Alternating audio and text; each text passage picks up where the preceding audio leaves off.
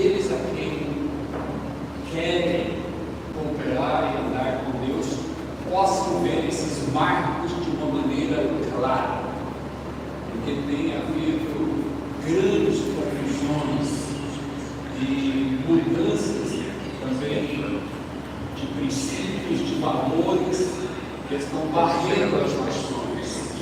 E ainda muito mais, ainda que em dias em que nós vivemos, onde a informação jorra por todos os lados, de todas as maneiras, temos também uma geração que está sendo levantada de uma maneira brutalmente ignorante com respeito às verdades. Parece até um paradigma de todas essas coisas. Por isso eu sinto a necessidade de que possamos rever todos esses marcos.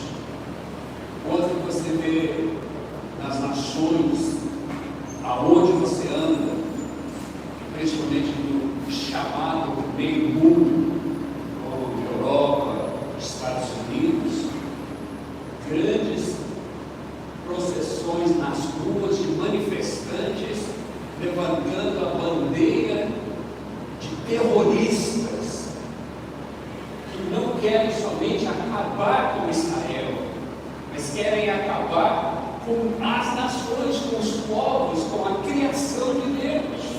Ali é só o começo. E você vê dentro de universidades renomadas no mundo inteiro esse tipo de ideologia florescendo, crescendo e frutificando de tal maneira que enchem as ruas de todas as nações do mundo inteiro. Então, diante de um quadro tão devastador, e principalmente para aqueles que dizem conhecer o Senhor, existe essa necessidade de que possamos voltar e achar esses marcos. Por isso a Bíblia diz muito claro em Provérbios: não removam os marcos, para que não nos percamos, para que não percamos o nosso direcionamento daquilo que precisamos, aonde construir, para onde avançar, para onde colocarmos todos os projetos que nós temos em vida. Então, nesta manhã, eu tenho esse intuito no meu coração. Possivelmente não será nada novo para você, não será uma revelação nova, que não é essa também a minha intenção, mas que possamos, no meio de toda essa confusão, acharmos esses marcos claros de Deus, para que aquilo que vamos enfrentar daqui para frente, nós possamos estar seguros do que nós cremos, de quem nós somos e aquilo que nós queremos em vida diante do nosso Pai. Amém? Eu quero começar o livro de Lucas. Se vocês estiverem abrir lá comigo, no capítulo 11, no capítulo 1, versículo 11, desculpa. Eu vou estar comentando e de vez em quando nós vamos estar lendo alguns versículos. E me desculpem também, eu não estou nenhum pregador. Eu gosto de ensinar a palavra. Eu gosto que possamos nos fundamentar, não naquilo que, da maneira que eu prego, que eu sou, mas ensino da palavra. Isso é ela que vai te conduzir. Diante do primeiro evento da vida do Messias, de Jesus, Deus fez algo muito claro. E aqui que começa o livro de Lucas. Ele levantou uma voz. Ele trouxe para a nação de Israel, em todos os lugares, uma voz. E é isso que eu quero que você olhe aqui junto comigo, principalmente do versículo 11 para frente. Então um anjo do Senhor apareceu a Zacarias à direita do altar do incenso. Quando Zacarias o viu, perturbou-se e foi dominado pelo medo. Mas o anjo lhe disse: não tenha medo, Zacarias, sua oração foi ouvida. Isabel, sua mulher, lhe dará um filho e você lhe dará o nome de João. E ele será motivo de prazer e de alegria para você. E muitos se alegrarão por causa do nascimento dele, pois será grande aos olhos do Senhor. Ele nunca tomará vinho nem bebida fermentada e será cheio do Espírito Santo desde antes do nascimento. Fará retornar muitos dentre o povo de Israel ao Senhor, o seu Deus, e irá diante do Senhor no espírito e no poder de Elias, para fazer voltar o coração dos pais e seus filhos, os desobedientes, à sabedoria do justo, para deixar um povo preparado para o Senhor. Eu creio fielmente também que antes da volta do Senhor Jesus, do Messias a essa terra, o Senhor está levantando uma voz clara, uma voz para preparar um povo que há de saber aonde eles estão andando, para onde eles estão andando e quem eles estão esperando e o momento em que eles estão vivendo. Deus, às vezes quando nós olhamos, e muitas pessoas às vezes me perguntam sobre Israel, o que eu posso fazer de prático, e às vezes eu falo para eles: você precisa ser uma voz. As pessoas, mas só isso? Não, você ainda vai ser muito. E olha bem o que foi falado sobre João, que se tornou essa voz, né? Porque ele se levantou e mais tarde ele mesmo se declarou que era, perguntaram para ele: quem você é o Messias, você é isso, você é aquilo, você é o grande pregador. Ele falou: não, eu sou somente uma voz que clama no deserto. Amém. Então não é pouco você ser uma voz, não é pouco Deus levantar um povo que vai realmente se tornar uma voz. E ele diz aqui: e ele será grande diante do Senhor.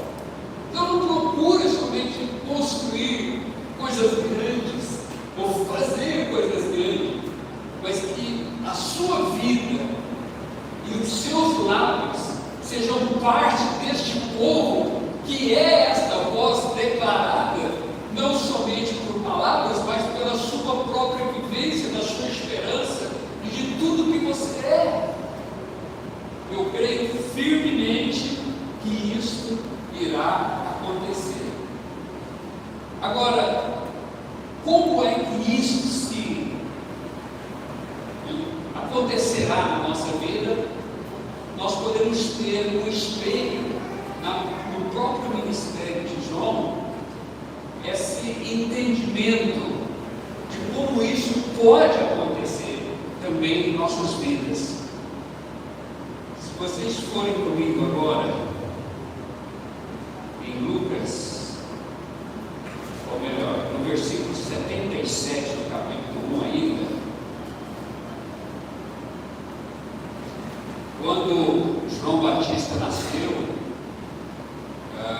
Zacarias, então, cheio do Espírito Santo, declarou que seria João Batista, que seria esse chamado, que seria essa voz, e qual seria a função daquilo que ele estaria realizando dentro daquilo que o anjo declarou que ele estaria.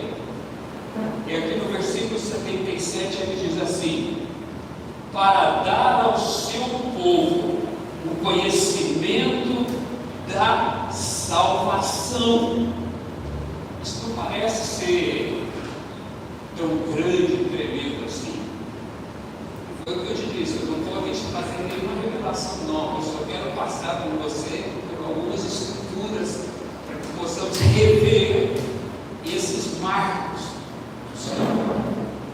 E a função desta voz, a função daquilo aquilo que estaria sendo preparado seria trazer o conhecimento para este povo que estaria sendo preparado a respeito desta salvação que Deus estaria trazendo. Aparentemente, parece ser muito claro aqui. Se você vai comigo ali agora em Lucas, capítulo 2, e nós vamos ler do versículo 29 para frente. Antes de lermos, deixa eu falar aqui algo e abrir um parênteses.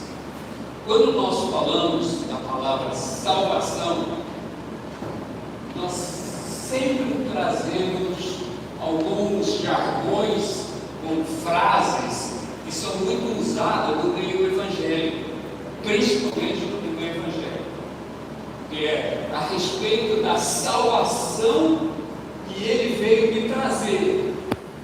É uma salvação virada e retornada para mim, para minha pessoa, para indivíduos. Não quero fazer disso algo menor do que ele é, mas também não quero que isso seja o tudo daquilo pelo qual o Senhor falou do que é esta salvação. E hoje, posso te dizer, pelo menos no que eu conheço, a grande maioria hoje do que se fala nas igrejas, e que abrem igrejas, e abrem congregações, e formam congregações, é para que a salvação pessoal seja trazida na vida dos indivíduos. Não tem nada contra isso, muito pelo contrário, eu trabalho para isso também. Já plantei igrejas no norte do Brasil, em vários lugares, já plantei igreja na Europa, em vários lugares. Tenho estado envolvido também no trabalho missionário da salvação, que vem abençoando muitas pessoas também, mas eu entendo claramente que o Espírito está movendo para que possamos ampliar, principalmente nesses últimos dias, em que nós precisamos compreender todo o trabalho do Messias, todo o trabalho de Jesus. E aqui nós vamos pegar, deixa eu só retornar aqui um pouquinho novamente. Gostaria que você realmente levasse, colocasse bastante atenção nessa questão de que Deus está preparando um povo com o conhecimento profundo, amplo desta grande salvação. Se você quer ser parte disso que Deus está fazendo nesses dias, dessa preparação, corra, busque Deus, para que Ele te introduza dentro daquilo que Ele está realizando desses dias, nos últimos dias dos quais nós estamos vivendo. E aqui no versículo 29 do capítulo 2, ele diz assim: havia em Jerusalém um homem chamado Simeão, que era justo e piedoso e que esperava a consolação de Israel. E o Espírito Santo estava sobre ele. Fora-lhe revelado pelo Espírito Santo que ele não morreria antes de ver o Cristo do Senhor. Movido pelo Espírito, ele foi ao templo, quando os pais trouxeram o menino Jesus para lhe fazerem o que requeria o costume da lei. Simeão o tomou nos braços e louvou a Deus, dizendo: o soberano, como prometestes agora, podes pedir em paz o teu servo, pois os meus olhos já viram a tua salvação. Vamos parar aqui só um pouquinho. Ele coloca aqui muito claro as Escrituras e o Espírito Santo, que Simeão viu essa salvação. Ele olhou ela e ele entendeu essa salvação. Aquilo que Deus estava fazendo. E logo aqui agora, nas próximas frases, ele fala o que é esta grande salvação, que preparastes à vista de todos os povos. Quando ele fala todos os povos, quem que ele quer dizer? Os judeus e os gentios, todos. Então essa salvação, ela não estaria limitada a um lugar, a um povo, a uma situação. Essa salvação estaria amplificando algo muito maior que nem o próprio judeu esperava que isso era e que ele entendia. E aqui então ele dá uma explicação dessa grande salvação. Luz para revelação aos gentios e para a glória de Israel, o teu povo. Então é que ele mostra duas coisas que engloba esta salvação, que ele viu, que ele percebeu, e ela tem dois destinos. Um primeiro destino é aos gentios. E o que é aos gentios? Abertura dos olhos dele. Mas para Israel, aqui agora também nós precisamos frisar e deixar que isso seja firme em nosso coração, que o Messias não veio somente para os gentios ou por causa dos gentios. Ele veio por um trabalho também claro e específico para Israel. E essa não é minha teologia, não é também a minha definição, é o que a Bíblia me fala. E para aqueles que dizem, não, eu agora só vivo no Novo Testamento, eu estou lendo o Novo Testamento para você. E o Novo Testamento me diz que essa grande salvação, ela veio também por causa e para os judeus. Não é só também a mesma coisa do que aconteceu com os gentios. Para os gentios é uma coisa e para os judeus é outra.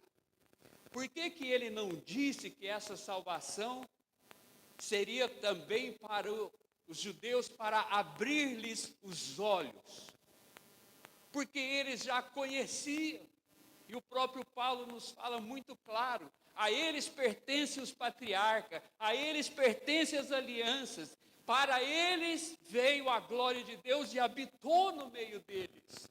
Eles conheciam tudo isso, eles sabiam tudo isso, e eles sabiam do porquê todas essas coisas.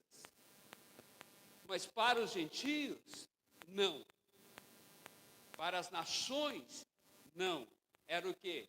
Abrir-lhes os olhos, pôr colírio nos olhos, para que eles pudessem ver, entender o que Deus está realizando neste planeta Terra e no meio da sua criação.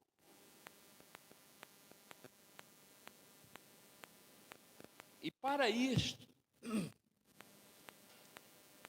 é que este Espírito, que a Bíblia diz, né, que o Espírito de Deus estava sobre Simeão, ele revelou, ele conduziu para que ele visse, abraçasse, participasse dessa grande salvação.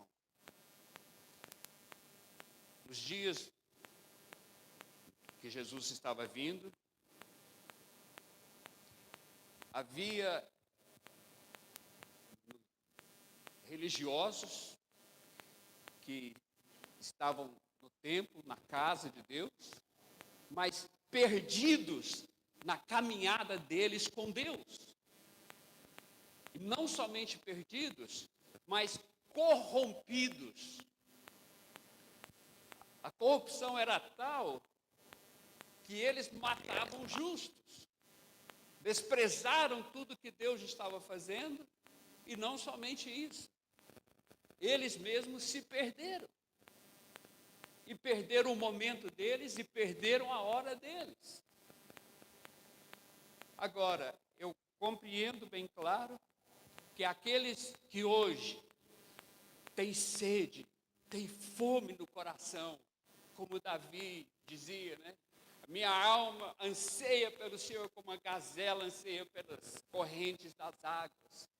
Ter sede verdadeira pelo Espírito, de querer andar numa intimidade da qual o Espírito Santo possa revelar, conduzir a sua vida, a minha vida, este povo qual Ele está preparando, para estarem prontos para corresponder ao Senhor nesses dias que nós estamos vivendo. Então existe sobre nós um chamado para podermos discernir as situações das quais nós estamos vivendo. Pessoas que se dizem andar com Deus podem estar perdidos. Ali houve uma geração que estava perdida e corrompida. Não é diferente dos nossos dias. Nós precisamos ter hoje um povo que se levanta de uma maneira muito clara na mente deles, desses marcos que Deus estabeleceu, não os homens, não uma teologia humana, não uma sabedoria humana, mas aquilo pelo qual homens podem andar, dentro daquilo que os profetas falaram. A Bíblia diz muito claro lá em Provérbios, não havendo visões ou não havendo profecias, o povo se corrompe. Então, quando nós não estamos assentados numa revelação entendida do Espírito Santo, das Escrituras, das profecias dos profetas, nós nos perdemos, nós nos corrompemos. Daí então a necessidade de termos este Espírito de Deus dentro de nós, para que possamos ter a revelação e o entendimento das Escrituras e dos profetas. E quero abrir aqui com você algo mais. Eu creio que para o tempo do fim, para os últimos dias antes da volta de Jesus, muitas das profecias serão abertas, muitas das Escrituras virão jorrando em claro entendimento para aqueles que buscam a Deus. É algo que eu invento? Não. Olha o último capítulo do livro de Daniel. A Bíblia diz que Daniel recebeu tanta revelação, tanto entendimento de Deus, e isso foi a vida dele, mas já no final, ele viu tanta coisa, que ele chegou e falou para o Senhor, Senhor, eu não estou entendendo isto, o que é isto? E o que Deus falou para ele? Falou, Daniel, sela as palavras deste livro, guarda elas, porque elas são para dias vindouros, são para o tempo do fim, você dormirá com os teus pais. Nós estamos vivendo nesses dias, meus irmãos, aonde as Escrituras estão sendo abertas, e aqueles que têm sede, como Simeão, na intimidade do relacionamento com o Espírito Santo, ele vai te revelar essas coisas, ele vai abrir as Escrituras para você. Sabe por que hoje existe tantos que estão caindo na fé? Não porque somente eles querem, muitos estão se esfriando, porque as Escrituras não estão lhe sendo abertas no coração, como foi ali os dois discípulos no caminho de Emaús com Jesus. Jesus viu eles perdidos, caminhando para outros lugares, e desencorajados, sem esperança, o Senhor vem, começa a andar com eles, não reconhece, e o que acontece? A Bíblia diz claramente que o Espírito de Deus que estava em Jesus foi lhe abrindo as Escrituras, e o que acontecia? Eles disseram, não nos queimava porventura o nosso coração quando Ele nos abria as Escrituras? Então seja parte disso, deixa Deus te chamar, te arrastar, não se deixe esfriar ou perder as suas esperanças. Deus precisa abrir as Escrituras novamente para nós. E aqueles que vão andar intimamente, vão receber isso dele. Então, aqui nós temos relatado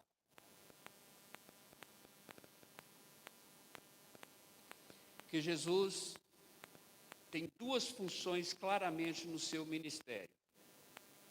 Uma para com os gentios e outra para com Israel.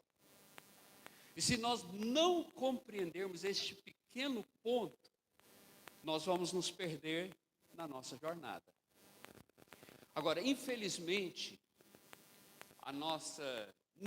não a nossa, né? Não quero me colocar assim, nem colocar vocês.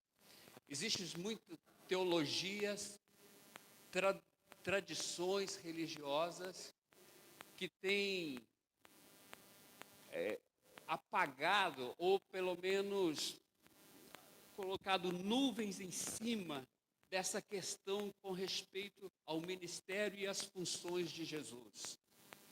Então, nos nossos dias agora, este povo que Deus está preparando, nós precisamos refinar e redefinir na nossa mente muitos conceitos com respeito a esta grande salvação. E não precisamos ter medo, não, porque muitas coisas que nós recebemos na jornada são tradições, são teologias, algumas delas erradas. E veja bem, como é que Jesus muitas vezes confrontou os religiosos dizendo para eles: vocês examinam as Escrituras e as Escrituras falam sobre mim, mas vocês me rejeitam. Porque não tinham uma revelação, recebiam somente tradições. E quantas vezes Jesus mesmo confrontou os religiosos, numa boa maneira, que sempre ele foi, né? Ele dizia para eles, falou assim: vocês prestam mais atenção nas vossas tradições do que nas próprias Escrituras, de que elas falam sobre mim. Então nós precisamos redefinir muito desses conceitos para que possamos ver com clareza todos os aspectos do ministério de Jesus. E eu quero começar com você, com respeito a isso, em Mateus capítulo 1, versículo 1.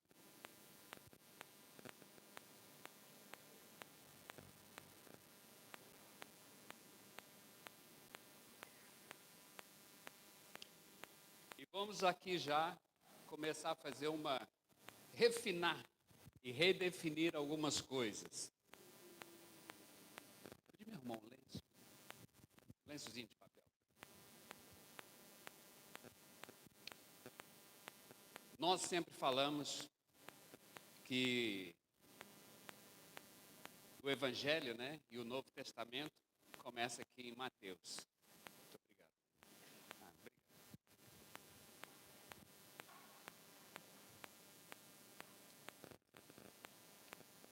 Essa divisão de Novo Testamento e Velho Testamento, ela é coisa humana, coisa de homem. Ela não é uma coisa sagrada e, de uma certa maneira, ela está errada. Irmãos, eu não estou aqui redefinindo a Bíblia, não estou escrevendo a Bíblia. Para mim, tudo que está aqui é fundamental. Só estou te dizendo algumas coisas que nós precisamos redefinir. E tem muitos pastores, né, que chegam para mim e falam assim: não quero saber de nada do Velho Testamento, Israel já passou, já acabou. E para mim o negócio agora é só Jesus e o Novo Testamento. Tá bom, né? O que eu vou fazer? Brigar com você eu não vou. Para começar, o Novo Testamento deveria começar da morte de Jesus para frente, porque é ali que foi sancionada a nova aliança.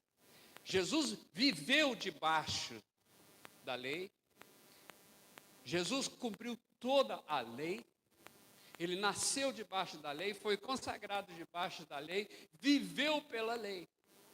Então, o Novo Testamento não começa aqui. Então, ele deveria de começar de Atos para frente. Aí começa já uma redefinição. Então, aí aqueles que falam isso, né? Não, eu gosto do Novo Testamento. Então, meu filho, leia de Atos para frente. Porque aqui ainda está dentro do Velho Testamento, que nunca deve ser desprezado por nada. A Bíblia é uma continuação de todas as coisas. É um construir progressivo da revelação do desenho, do plano da redenção completa e total de todas as coisas. Deus não perdeu tempo, Deus não se perdeu, Deus não se frustrou em nenhum momento das ações dele.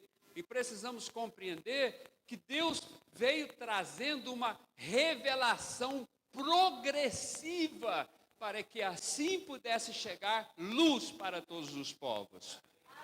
E se eu não entendo essa revelação progressiva, então eu me perco. E aqui começa então Mateus capítulo 1, versículo 1.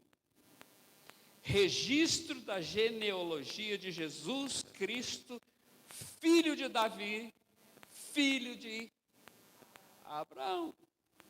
Olha que coisa tremenda. Já não foi, já só Novo Testamento, né? Já voltou lá para o começo da Bíblia. Já voltou lá para tudo da Torá e da Taná, para que eles pudessem realmente ser solidificados, fundamentados. Jesus, o seu ministério, a sua pessoa, a sua identidade, as suas funções, o seu trabalho está totalmente fundamentado no Velho Testamento. Se você não conhece o Velho Testamento, você não vai conhecer a identidade de Jesus e nem as funções de Jesus. Então você não conhecerá o que é a grande salvação. Quando ele diz aqui que ele é, dentro da genealogia de Jesus, filho de Davi e de Abraão, esses dois homens, Abraão e Davi, estão representando duas alianças eternas. Duas alianças que nunca foram revogadas e nunca serão revogadas porque são eternas. E se eu perco esse entendimento, se eu perco essa porção da Bíblia, eu me perco na minha jornada e na minha caminhada com Deus e naquilo que Ele quer me conduzir. Então, Jesus, Ele veio porque existiram duas alianças que foram colocadas. E que se essas alianças não tivessem existido, não fossem promulgadas, Jesus não viria. Põe isso na sua mente. As nossas raízes não estão no Novo Testamento. Nossas raízes estão lá no Velho Testamento, quando Deus começou a mover todas as coisas. Deus começou a mover lá com Abraão. Não foi por causa de Abraão, foi por causa de você, de mim, da minha família e dos meus descendentes e de tudo que virá. Porque através de ti abençoarei todas as famílias da terra.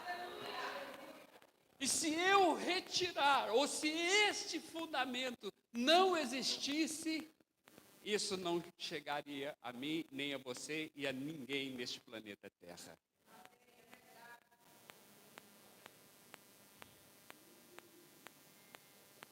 Eu quero, então, nesta manhã, não sei quanto tempo eu tenho, não sei que hora que eu tenho que parar.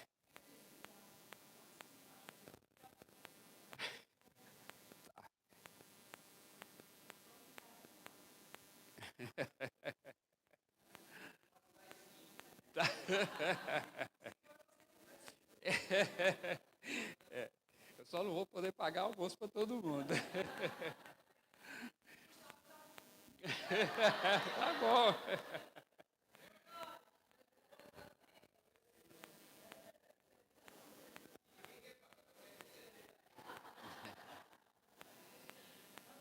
Então vamos junto comigo nesta manhã analisarmos primeiramente a aliança abraâmica. Olha, eu sempre sou impressionado com Deus, sou impressionado com o Espírito Santo, como que Ele conduz as coisas, né? Tendo a pastora Cris chegando aqui falando do que aconteceu na sexta-feira da aliança abraâmica, é algo extraordinário, não é não? E vou te falar uma coisa, hein? Essa semana, depois que você me convidou para estar aqui, eu lutei muito com Deus. Senhor, você quer que eu vou aqui, vou ali?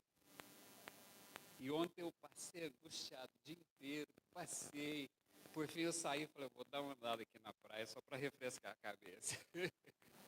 E aí foi onde que Deus me dirigiu. Nisso que eu estou conversando com vocês. O Espírito que quer, vocês estão alinhados com Ele. Eu creio que, por isso que eu me sinto à vontade de estar aqui para falar isso. Vamos abrir em Gênesis, capítulo 12.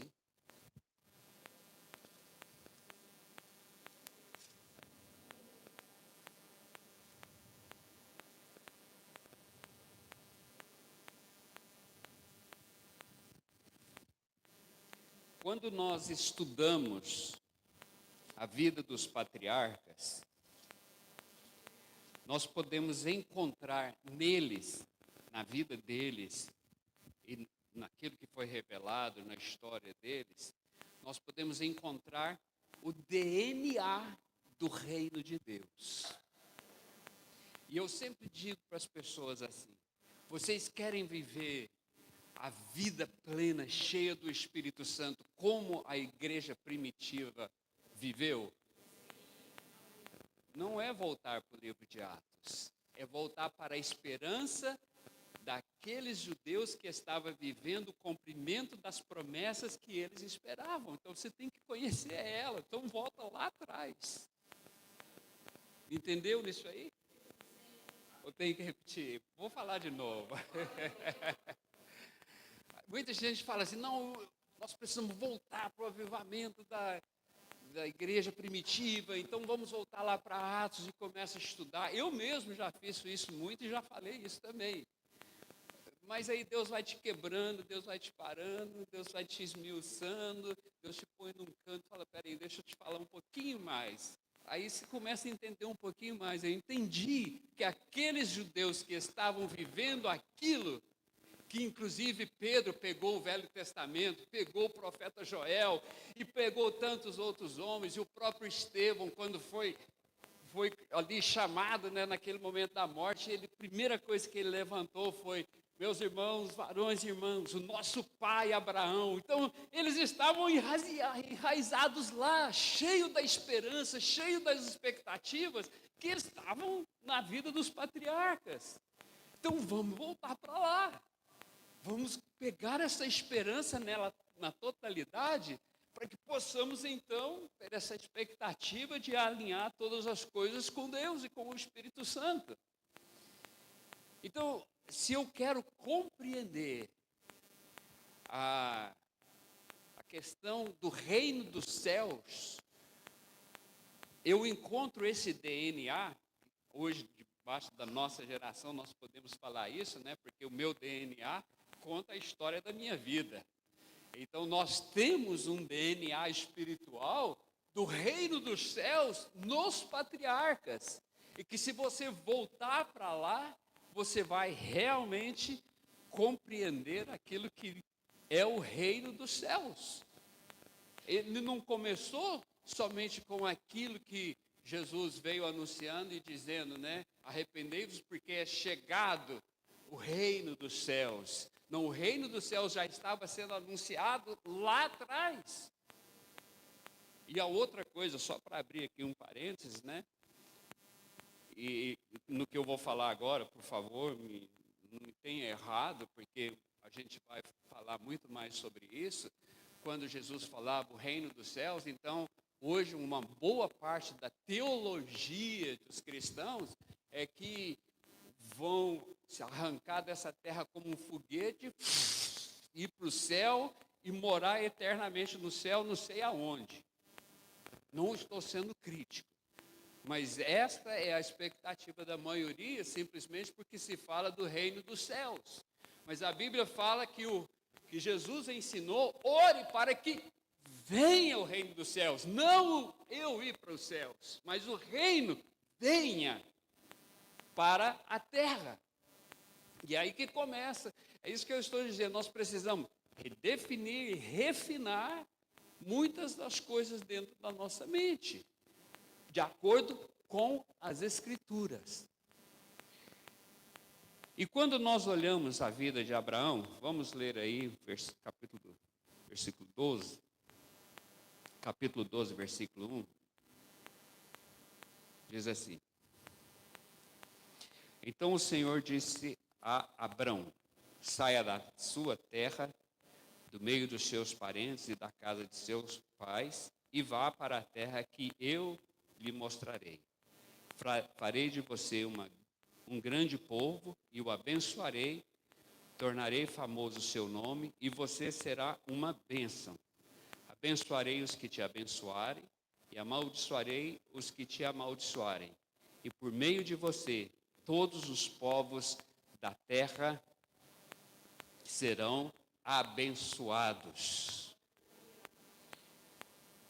É tão assim, tremendo. Isso aqui está cheio de tanto ouro de Deus, que nós precisamos garimpar muitas coisas aqui. Não teremos tempo de garimpar tudo, mas vamos pegar algumas coisas aqui muito preciosas.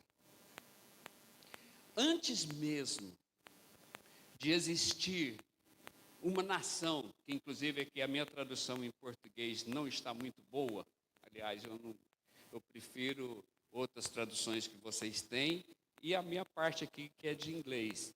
I will make you into a great nation. Eu vou fazer de você uma grande nação. Essa foi a primeira coisa que Deus falou: olha, saia da sua posição, saia daí onde você está vivendo, a maneira que você vive, eu tenho algo maior. O que eu vou fazer com você? Primeira coisa que Deus falou: vou fazer de você uma grande nação. Então o que Deus tinha em mente? Na promessa e no trabalho com respeito a Abraão, era a própria vida dele? Não, era uma nação. Então temos que ter isso claro na nossa mente. Agora, mesmo antes de existir essa nação, de Israel existir, uma promessa já foi dada. Qual foi a promessa? Eu abençoarei todas as famílias da terra através disto. Então, de uma maneira tão assim divina e miraculosa, a salvação, a bênção e a riqueza de tudo de Deus está centralizado na nação de Israel. Eu sei que isso é difícil para algumas pessoas e teólogos receberem isso.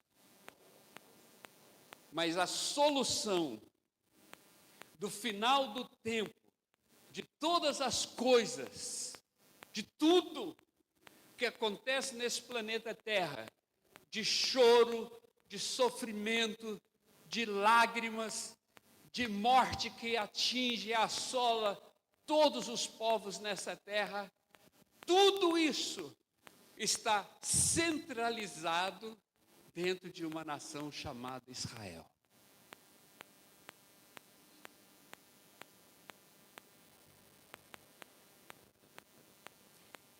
Segura o seu dedo aí, vamos olhar comigo, Isaías 2.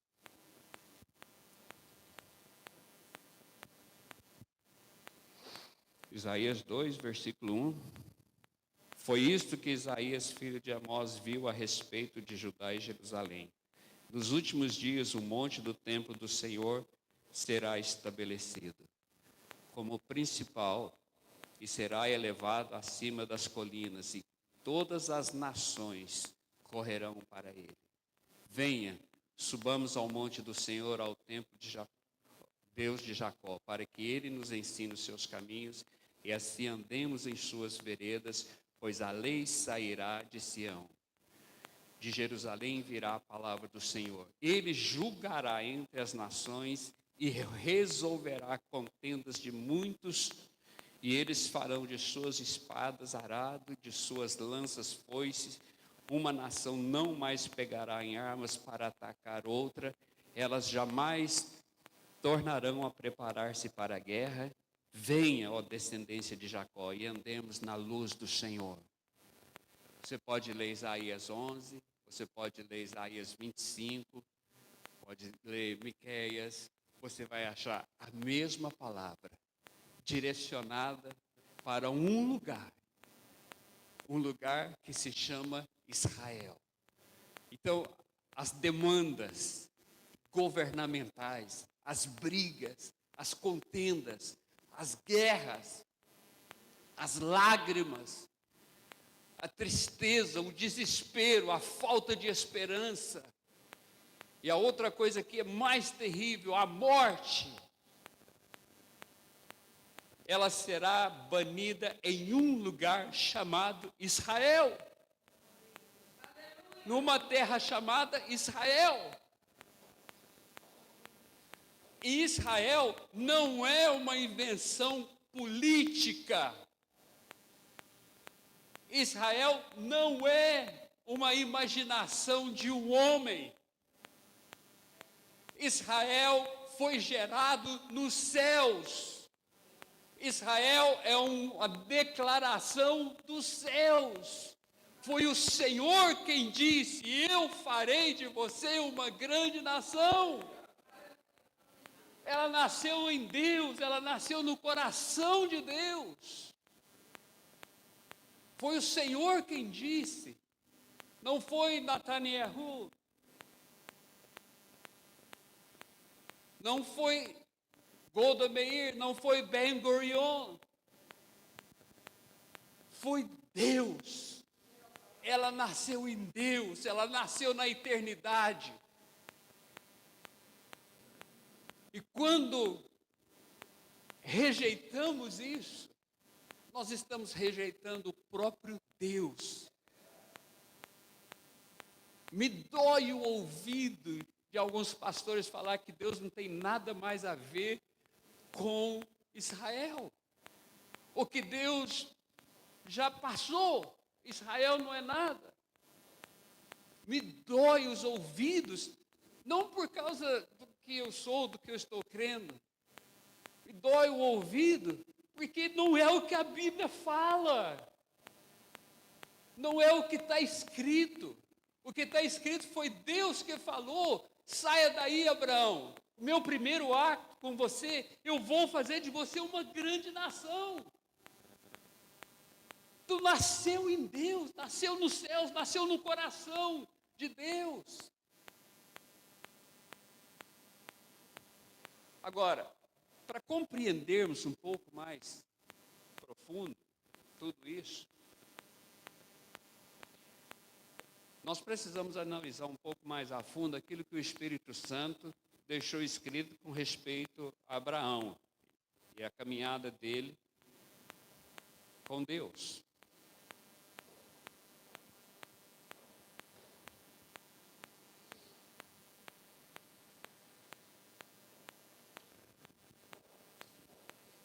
E esse primeiro chamado, você vai notar que no capítulo 12 para frente, o centro desse chamado,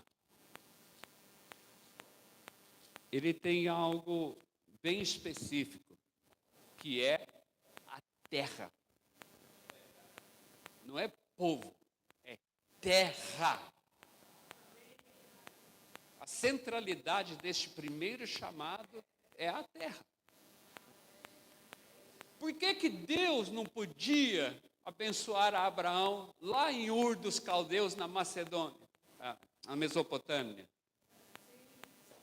Você sabia que a Mesopotâmia, porque muitas pessoas têm a ideia de que Deus estava tirando Abraão de um lugar atrasado, de um lugar horrível, para que ele fosse para um outro lugar que era realmente tremendo. É o contrário. Mesopotâmia foi o berço das civilizações humanas. Naquela época, Ur dos Caldeus possivelmente era a Paris, a Londres daquela época e daquela geração. Lá mesmo em Londres tem um museu chamado British Museum. Lá uma boa parcela dele é dedicado para Mesopotâmia. E as coisas que existiram ali são fantásticas. Existe até coisa da matemática, da geografia, da astrologia, das ciências, que hoje que nós vivemos é baseado no que eles foram, descobriram e viveram. Foi deste lugar que Abraão saiu. Então, nós vamos pensar então, por que Deus não abençoou ele lá? Vamos pegar aqui um princípio primeiro. Em primeiro lugar, toda a terra é de quem? É do Senhor. Ela não pertence a nenhum de nós e a nenhum grupo de pessoas, ou nações ou povos. Todos vêm e passam. Essa terra que nós pisamos, outros vão pisar.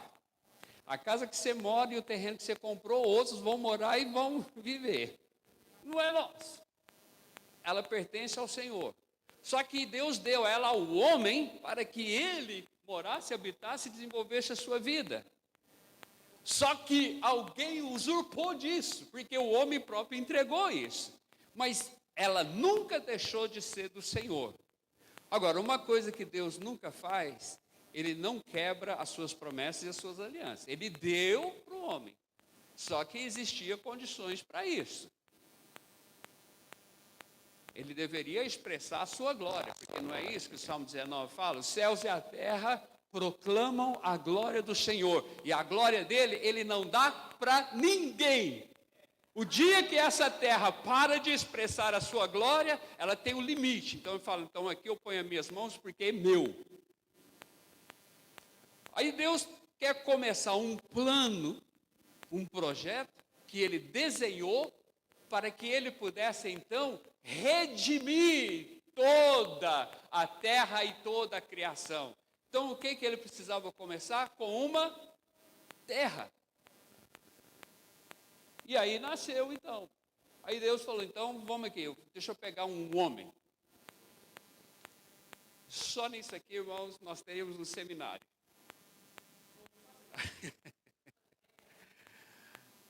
Vamos analisar aqui comigo bem rapidinho. Abraão já era um homem idoso, possivelmente lá com seus 70 anos. A Bíblia fala que ele tinha 75 anos quando ele estava em Harã, não em Ur. E quando ele estava em Ur dos Caldeus, a Bíblia diz, que a gente tem esse conhecimento porque está escrito no livro de Atos capítulo 7, quando Estevão era para estar sendo apedrejado, ele começa a dizer assim, varões e irmãos, o nosso pai Abraão, quando estava ainda em Ur dos Caldeus, o Deus da glória apareceu para ele. Você sabe o que Abraão viu? Nós não temos ideia. Eu posso ter somente assim um vislumbre daquilo, porque ele usou uma palavra aí, o Deus da glória apareceu para ele. Ele viu a glória, ele viu algo que mexeu com ele, ele viu algo que sacudiu a vida dele, e que não era porque ele estava no melhor lugar do planeta na época, não era porque ele estava velho, cansado e já tinha heranças e muitas coisas. Nada disso pôde parar aquele homem por causa daquilo que ele teve como visão e entendimento. Aquilo que entrou no coração dele, a glória dos céus, a glória que nós perdemos, que a Bíblia fala, todos nós carecemos da glória de Deus. Não conhecemos, estamos separados, não sabemos o que é isso, mas Deus revelou um glimpse, como é que é a palavra que você usou? Um vislumbre dessa glória. E ele Só um vislumbre foi suficiente para mover aquele homem. Ele viu a glória de Deus.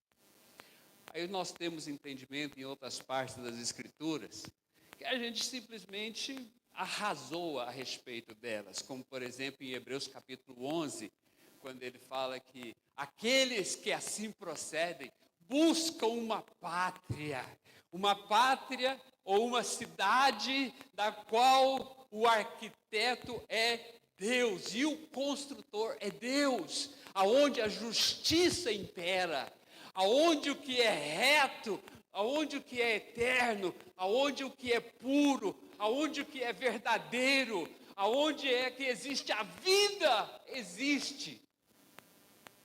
Ele viu os vislumbres de tudo isso e falou: eu não posso ficar aqui, eu tenho que ir, eu tenho que buscar isso. E ele saiu nessa jornada, porque Deus prometeu para ele, para começar todo este projeto de trazer essa glória de volta. Põe isso aí no seu coração, porque a Bíblia inteira, de capa até o final, é trazer a glória de Deus de volta para a sua criação. Deixa isso aí só como um parênteses. Quando ele viu, ele falou: não, eu preciso ir. Aí Deus começou um desenho que ele já tinha, um planejamento que ele já tinha. Ele começou a revelar progressivamente daquilo que ele iria estar fazendo. E a primeira coisa que Deus precisava era de uma terra. Ele falou: então eu vou te levar para uma terra. Aqui não, aqui já tem muita possessão, eu preciso te levar para um lugar. E aí quando ele chega naquele lugar, Deus então faz com ele uma aliança. Capítulo 15 de Gênesis. Capítulo 15 de Gênesis.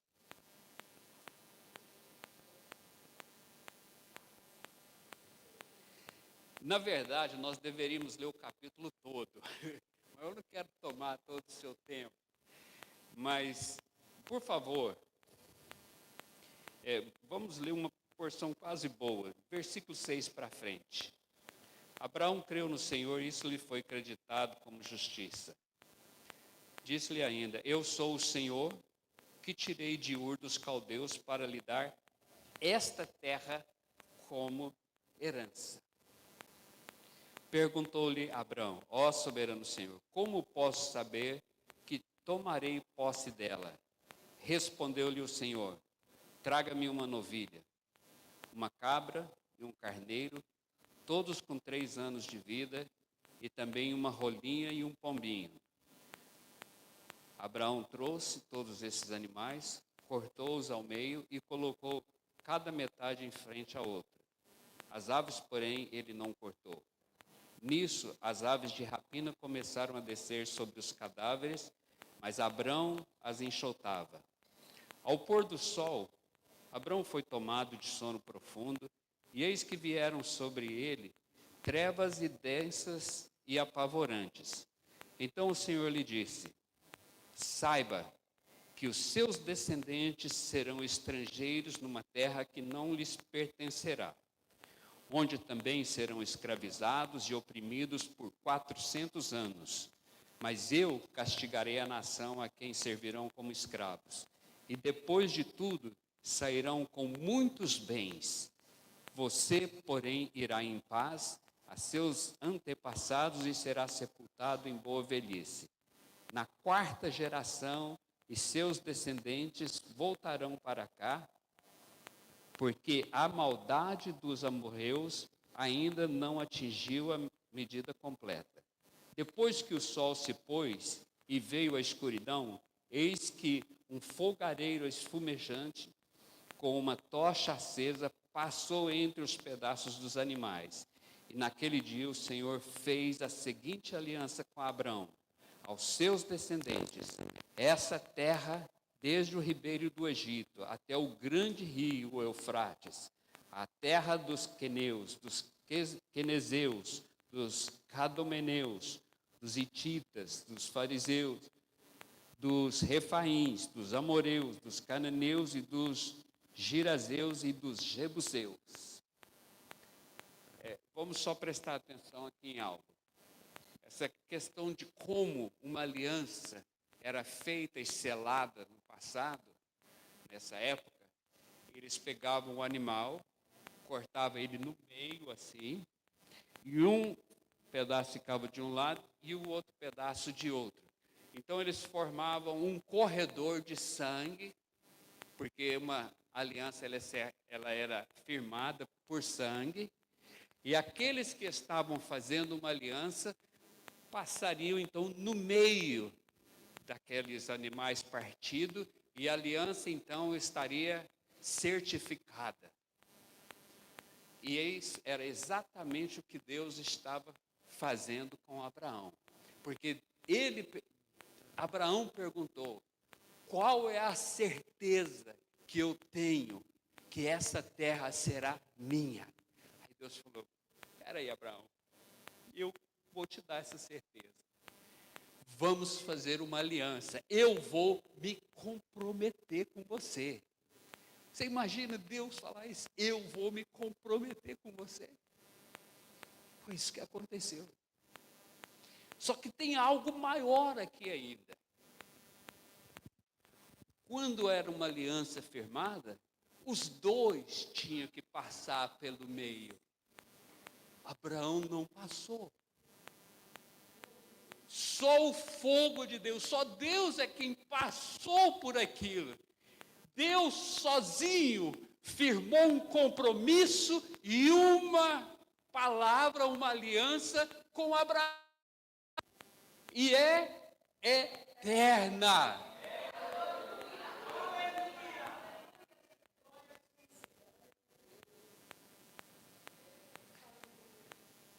Só aqui nós já podíamos ir embora.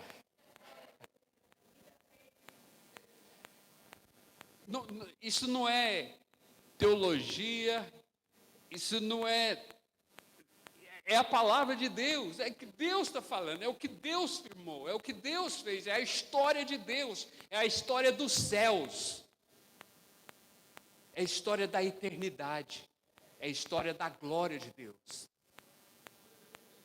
E quando então Deus passa por ali, e ele firma aquela aliança, Deus, na sua grande sabedoria, na sua majestade, ele está firmando algo aqui que ele mesmo não quebra princípios dele mesmo.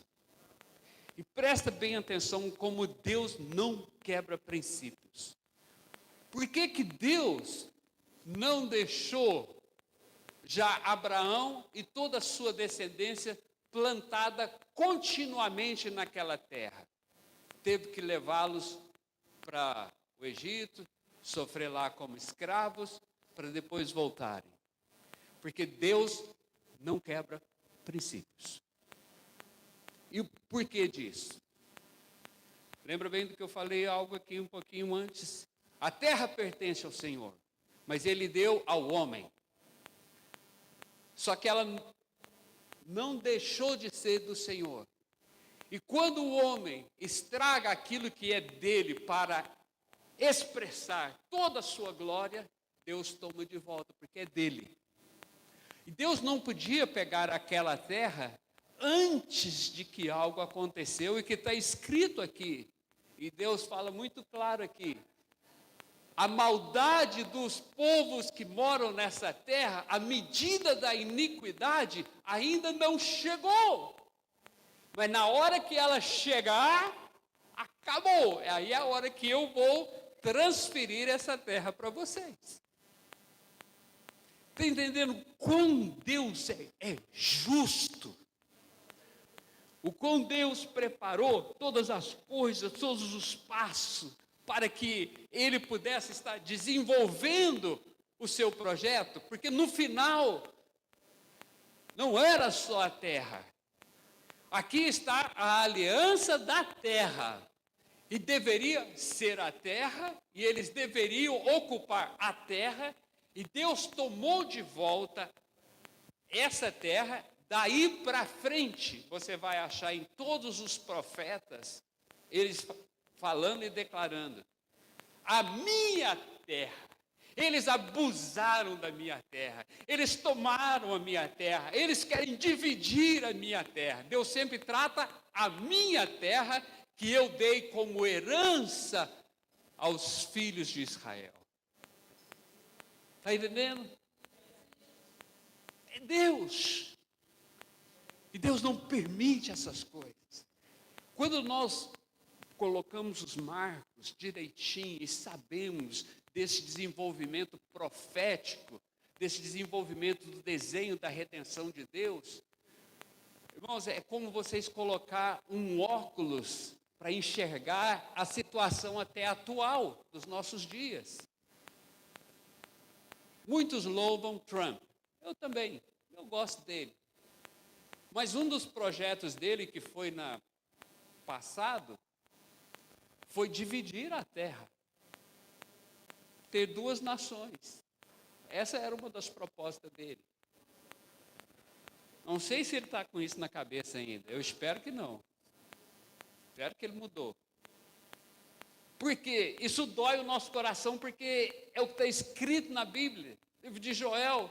Deus diz que vai tomar conta daqueles que dividirem a minha terra. Então, é o próprio Deus. As nações, os povos, as tribos estão lutando, não é contra Israel, não. Não é contra Netanyahu. Eles estão lutando contra Deus. Eles estão lutando contra uma palavra profética. Eu desejaria poder abrir os olhos deles. Falar: escuta, tema a Deus. Porque eles estão batendo em flecha. Está dando murro em flecha. Não vai acontecer. Então aqui Deus firma uma aliança, a aliança da terra, e há algo dentro desse sentido. Veja comigo em Jeremias capítulo 34, acho que é isso mesmo.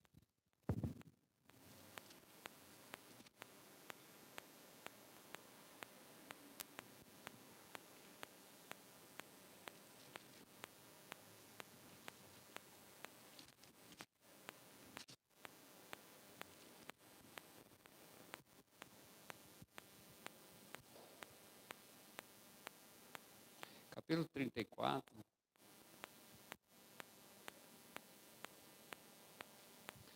quando o profeta diz que... Como? Pode falar.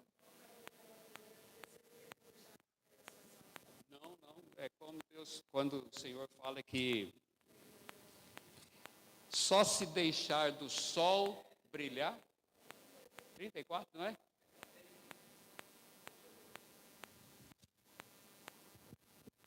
Não. É 34 mesmo aqui.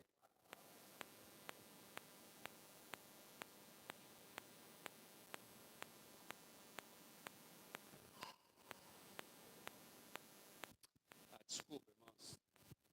Eu estou aqui olhando no livro de Ezequiel. Aí eu não ia achar nunca.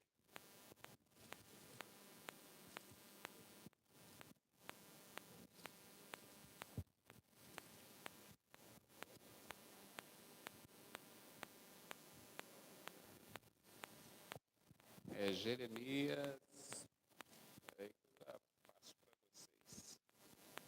É Jeremias 31, versículo 35. Assim diz o Senhor: aquele que designou o sol para brilhar de dia, que decretou que a lua e as estrelas brilhem de noite, e que agita o mar para que as suas ondas rujam. O seu nome é o Senhor dos Exércitos. Somente se esses decretos desaparecerem de diante de mim, declara o Senhor, deixarão os descendentes de Israel de ser uma nação diante de mim para sempre.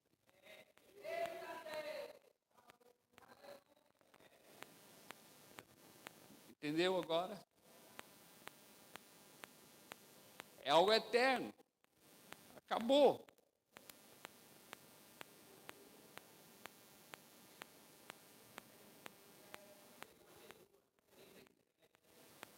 Trinta e sete. Então lê aí, meu irmão. Pode ler.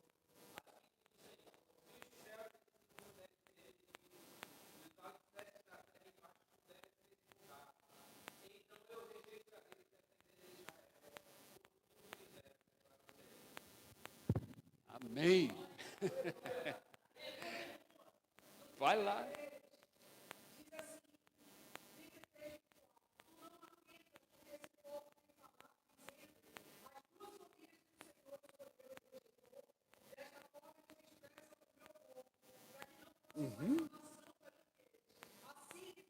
Hum.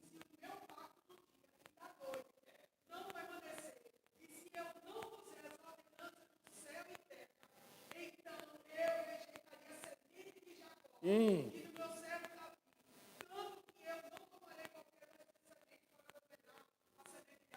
É.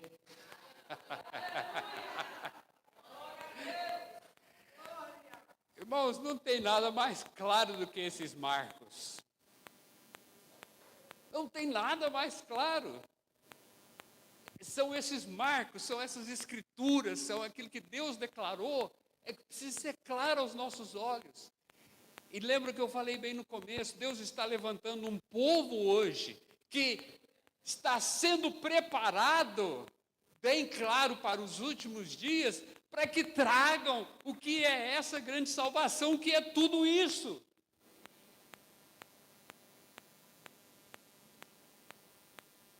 O renascimento de Israel, que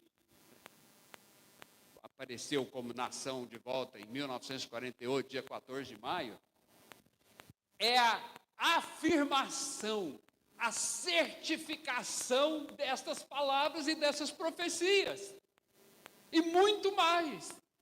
É a certificação das promessas de Deus, que no final eu enxugarei toda lágrima. É a certificação de que essas promessas são vivas, são reais, e que elas perduram através das gerações e dos tempos, e vai cumprir aquilo pelo qual ela foi designada.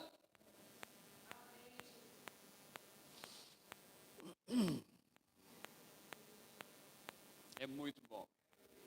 É muito bom.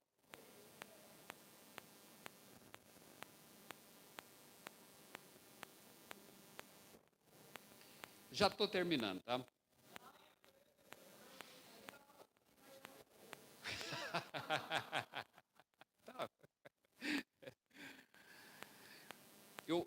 Eu aprecio muito, eu tenho muita admiração. Parece que quando você vai ficando mais de idade, você começa a prestar atenção em algumas coisas, né? Nessa viagem que eu vim agora da Inglaterra, eu fui um pouquinho, não muito correto, porque eu trouxe algumas coisas que não podia trazer, né? Não pode trazer no avião. Sementes. Eu trouxe algumas sementes de carvalho. Não sei quantos aqui conhecem. Eu sei que aqui mesmo em Recife, Pernambuco, tem muitas famílias carvalho, inclusive a família com quem eu estou hospedado. E aí ele me pediu que trouxesse, e eu trouxe essas sementes, já brotadas inclusive, foi uma luta. E algumas delas, sabe onde está plantada agora, que elas já estão desse tamanhozinho assim, ó, fiquei sabendo ontem? Em Fernando de Noronha. E Fernando de Noronha não é nada profético, né, para Pernambuco. Fernando de Noronha era um dos maiores judeus daquela época. E a ilha permanece com o mesmo nome até hoje. Hein? É algo... Gente, vocês moram numa terra... Eu tenho um pouquinho de inveja de vocês, viu?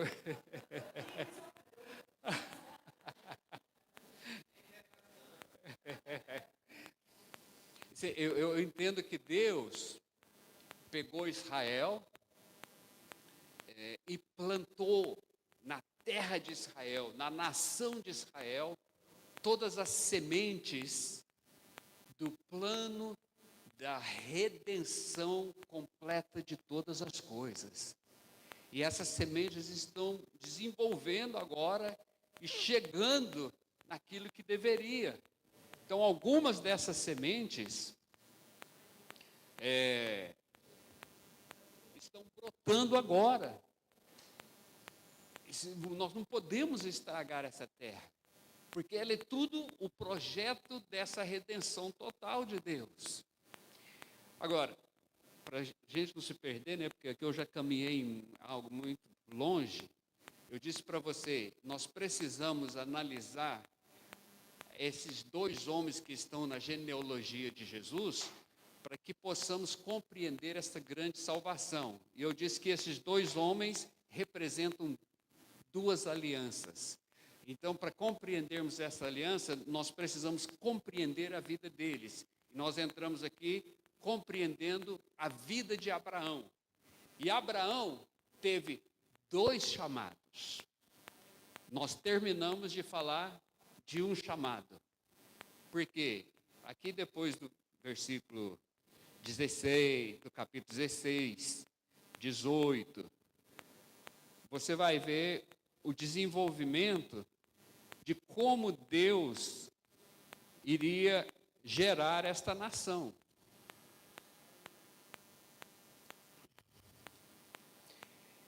E quando Deus dá a terra, dá a promessa e fala que vai dar essa nação, qual que era a outra coisa que ele precisava? Da descendência. E aí Deus faz com ele uma nova aliança, não temos tempo de entrar muito aqui, e faz esta aliança muito clara, que ela não seria através de Ismael, porque ele não era filho de quem Deus tinha chamado, que era Abraão e Sara. Ele deu então isso bem claro para ele, e nos próximos capítulos você vai ver o desenvolvimento disso, de como então nasceu o Isaac. Você imagina a alegria daquele homem, né? Completou. Deus realmente foi tremendamente fiel com ele. Deu para ele a terra, deu para ele como seria a descendência dele. Deus fechou ali o ciclo com ele, não foi? Deus deu a semente daquilo que seria o projeto de ser uma nação. Deu a terra, deu o descendente, fez aliança, concretizou tudo, certificou tudo. Abraão então podia agora eu vou descansar, né?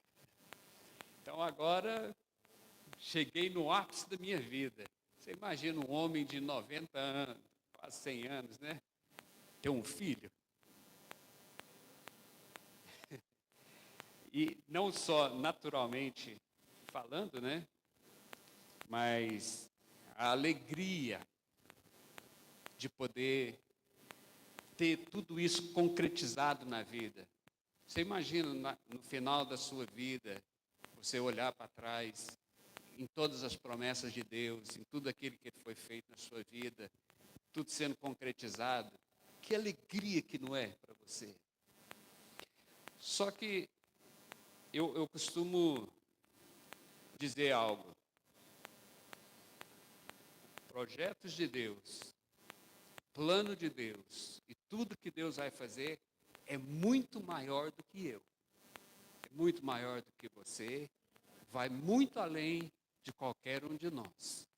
Qualquer líder, de qualquer grande líder, cabeça de grandes denominações, é muito maior. Aí Deus conduz Abraão a um processo. Deixa eu falar aqui, que eu entendo que esse ponto precisa também ser muito firmado no seu coração e na sua mente. Deus conduz Abraão numa jornada de relacionamento, de amizade, porque ele é, inclusive, chamado de amigo de Deus, que ele chegou a uma maturidade com Deus. E esse é o propósito de Deus, que na nossa jornada na nossa caminhada, nós não ficamos no mesmo. Nós possamos crescer, nós possamos chegar a uma maturidade de vida. E Deus espera de todos aqueles que andam com Jesus, possam crescer nessa maturidade e atingir a maturidade. Sabe por quê? Porque Deus não tem limite na revelação da sua glória. Quando você pensa que você já conheceu tudo, você não conheceu nada. Vou contar um segredinho para você, algo íntimo da minha vida. Nesses últimos 10 anos, eu tenho lido os profetas. E eu termino Malaquias, volto em Isaías. Termino Malaquias, volto em Isaías. Porque me chamou a atenção, e eu estou lendo isso, e tenho descoberto muita coisa. Mas quanto mais eu descubro, menos eu sei, e muito maior as coisas se tornam. Porque Deus não é limitado, nós somos. Por causa disso, Deus vem trazendo uma revelação progressiva daquilo que Ele está fazendo, porque nós não conseguimos receber todas as coisas. Até acho interessante um verso, deixa eu ler para você aqui, que está em 1 Coríntios, capítulo 2, isso mesmo.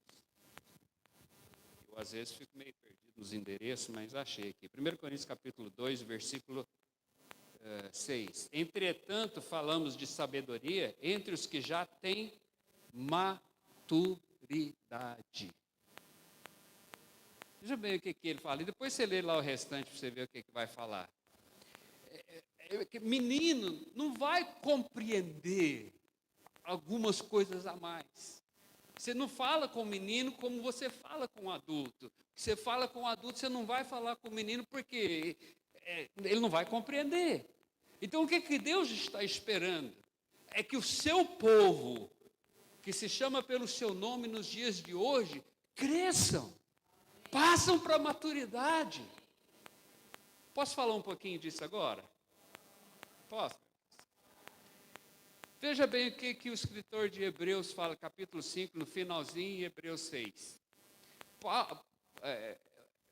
Eu creio que foi Paulo que escreveu Hebreus, então ele começa a falar ali de Melquisedeque, do sacerdócio mais alto, disso e aquilo, e ele vai falando, aí de repente ele para. Não, com respeito a isso, eu tenho muito para falar com vocês, mas vocês ainda são crianças. Vocês não amadureceram. E aí ele continua depois lá no capítulo 6, versículo 1, não lançando de novo os fundamentos da fé, do juízo de Deus, dos batismos, da imposição de mãos. E ele coloca ali os fundamentos. Nós faremos isso se Deus deixar. O que acontece com a igreja hoje? Nós vivemos em volta só dos fundamentos.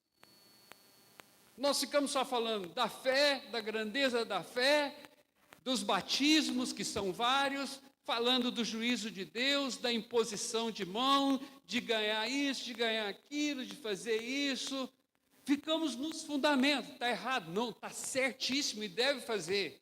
Como um bom construtor de vidas, nós temos que lançar bons fundamentos para que a construção continue. Mas muitas vezes ficamos como o Senhor fala lá em Isaías, vocês vão ficar arando a terra, arando a terra, arando a terra, arando a terra. Quando é que vocês vão plantar? E quando é que vamos sair dos fundamentos? Como é que vamos conduzir o nosso povo para a maturidade? Temos que crescer. Eu sou pai de 4 filhos, um homem e 3 mulheres. Sabe qual é o maior desafio que eu me senti como pai? É de conduzir os meus filhos para a maturidade. E principalmente o meu filho mais velho, o homem. Que o homem, vou te falar, eu sou homem, mas o bicho é difícil de amadurecer, viu? Então, precisamos chegar nesse ponto da maturidade para que possamos ouvir Deus. É o que Paulo fala ali, nós falamos sabedoria entre os maturos. Conferimos as coisas espirituais com as espirituais, as escrituras, a revelação. Deus está doido para revelar isso. Deus está doido para poder levantar este povo preparado, que está recebendo essas revelações, essa sabedoria, que entra dentro deles e eles vivam assim. Vamos partir para o que nós estávamos falando. Quando Deus então caminhou com Abraão, andou com ele, fechou o círculo das promessas, de tudo com ele, com Abraão, para atingir o alvo de fazer uma nação, aí Abraão já estava maduro. Houve um lugar, que depois você pode fazer uma pesquisa melhor, que Abraão, ele amadureceu, e quando você for em Israel, não deixa de ir lá, num lugar chamado Berseba. Um lugar tremendo, é no meio do deserto, e é no deserto que Deus nos amadurece, viu? E quando ele estava ali, prontinho, pronto para descansar, Deus fala com ele. Aí dá para ele o segundo chamado. Abraão, pega o teu filho, e Deus ainda é muito específico, o teu único filho, e vá para um lugar na terra de Moriá, que lá eu te mostrarei esse lugar. E sacrifica ele para mim.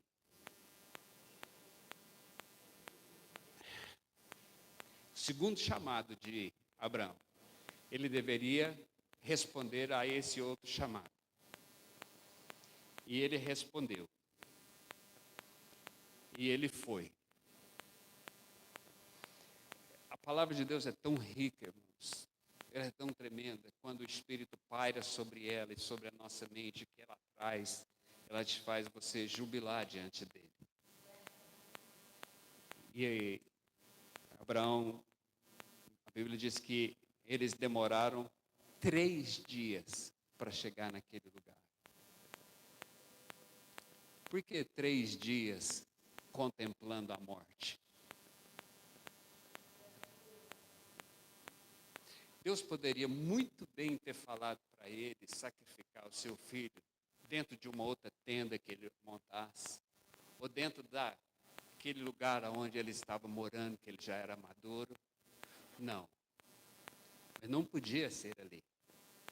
E também não podia ser imediato.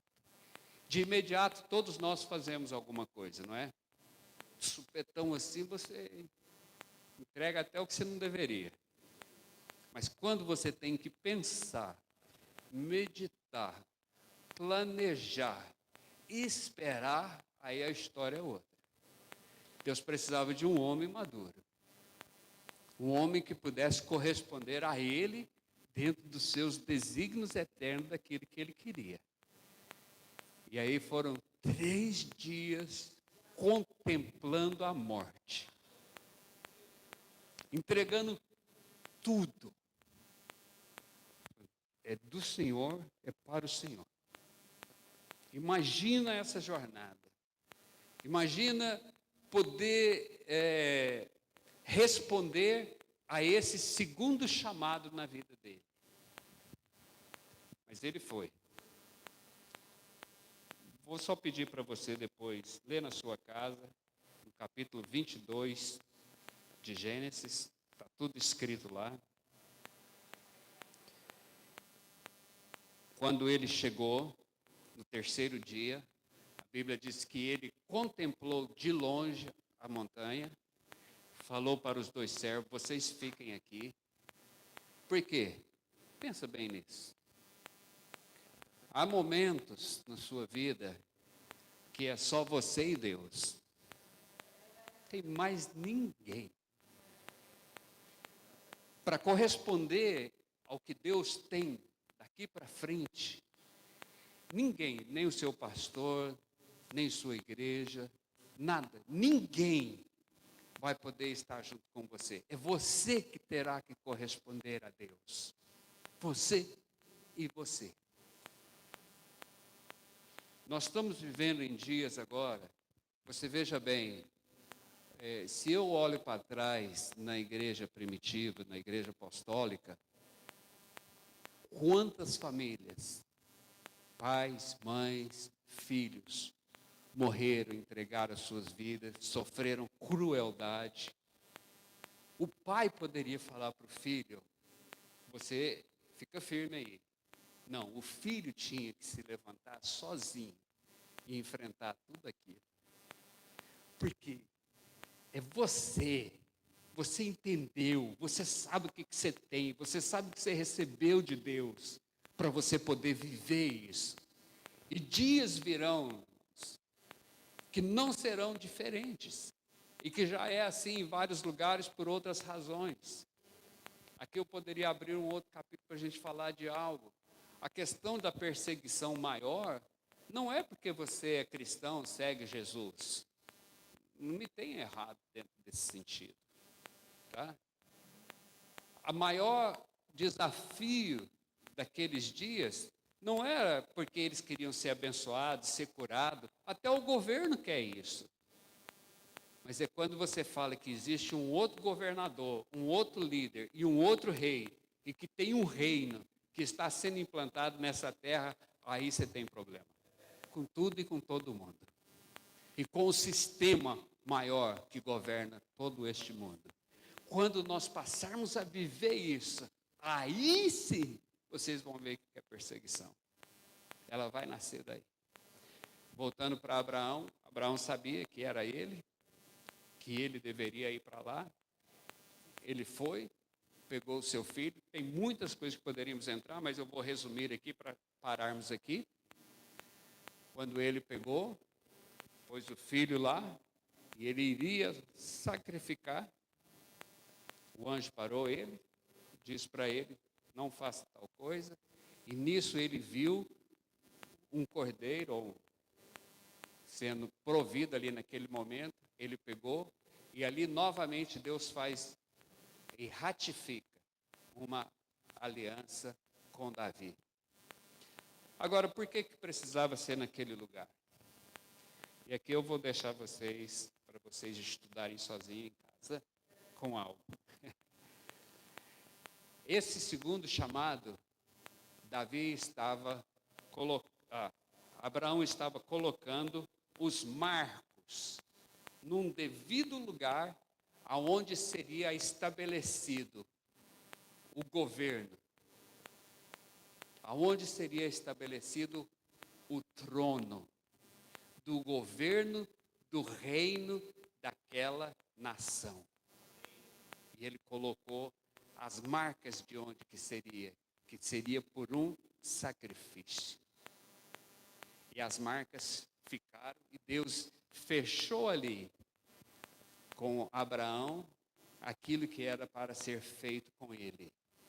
E ficou naquele lugar marcado, Moriá, que depois passou futuramente, pois nós vamos compreender, um lugar que foi plantado o trono, formado um trono que se chama o trono de Davi em Sião, que foi a semente da cidade de Jerusalém.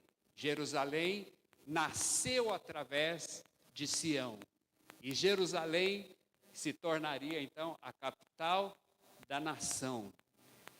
E tudo isso foi planejado, foi marcado como que numa escritura que Deus dá, porque alguém obedeceu em fé, alguém andou com Deus e as marcas foram colocadas para que ninguém tome ou mude aquilo novamente.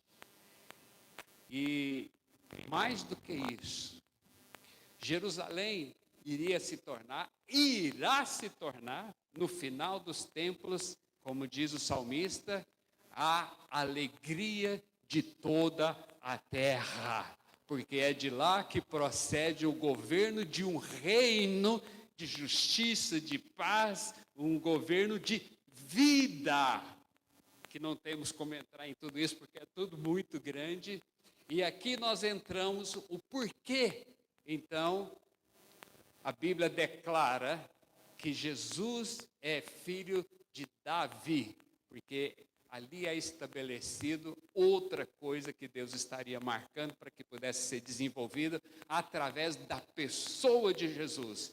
Então aqui nós marcamos em primeiro lugar só a vida desta aliança que é colocada em primeiro lugar dentro da genealogia da pessoa de Jesus. E eu quero terminar aqui, irmãos. Tem muito que se estudar do porquê o Espírito Santo colocou ali Abraão e Davi dentro dessa genealogia, ele como filho, porque é daí que procede essa grande salvação. Mas o meu apelo a você nesta manhã é, por favor, deixe que o Espírito Santo prepare vocês. Deus está levantando um povo que será uma voz no meio de uma geração que está perdida, que não é simplesmente uma salvação barata, que é Deus vai te fazer prosperar, Deus vai te dar isso, não, é para algo muito maior. O Evangelho, as boas novas, começa aí. Por favor, entenda isso. E se nós não formos educados, levantados pelo Senhor, para que essa mensagem seja clara para todo mundo aí, eles conheçam uma esperança, nós não estamos trazendo as boas novas. As boas novas é de um reino, é de uma cidade que controla o universo inteiro, é de um rei, é de algo muito maior. Fique em pé.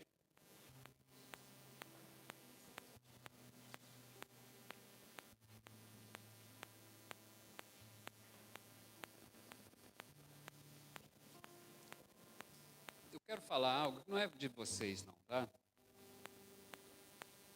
A gente é muito duro. E a gente às vezes é como aqueles jumentos indomáveis, que o Senhor quer dirigir para ali, a gente não vai. Tem 15 anos que o Senhor me brecou, parou a minha vida, Ele tentava falar comigo, Ele não conseguia, porque você quer andar numa rua, não é aqui. Se for preciso, Deus te para. Porque se Ele conhece o seu coração, que você tem sede, Ele vai te parar.